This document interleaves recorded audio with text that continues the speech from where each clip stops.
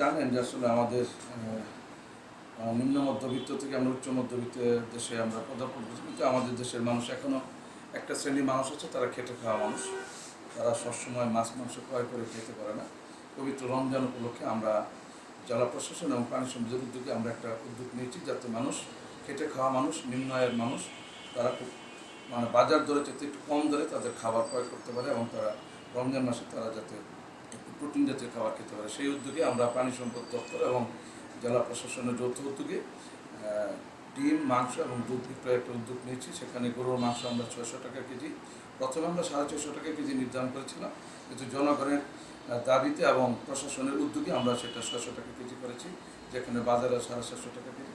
এবং ডিম আমরা 110 টাকা ডজন করেছিলাম, পরবর্তীতে আমরা সেটা 1 ডজন ডিম 100 টাকা হারে বিক্রয় করেছি এবং সপ্তাহে সেটা আমরা 2 দিন, এবং যেটা জেলা প্রশাসনের উদ্যোগে একটা ভর্তুকির ব্যবস্থা করা হয়েছে। যার কারণ এটা কিন্তু একটা আরেকটা বড় ইফেক্ট হয়েছে যে আপনার একটা বাজারে কিন্তু একটা ভালো ইফেক্ট করেছে, কারণ বাজারে যারা আপনার বাজারে সিন্ডিকেট করে তারাও কিন্তু এটা এখানে প্রায় আমরা দৈনিক 1000 থেকে 1200-1300 লোক কিন্তু এখান থেকে এই সুবিধাটা দিচ্ছে সাধারণ মানুষ। এটাও কিন্তু একটা বাজার ইফেক্ট করে, যাতে বাজার উচ্চ মূল্য নিয়ন্ত্রণের জন্য।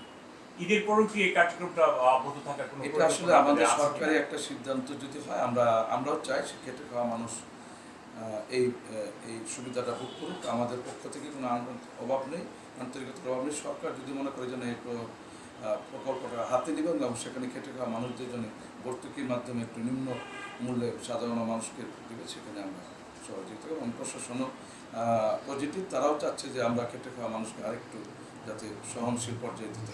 ওকে, ধন্যবাদ। ধন্যবাদ।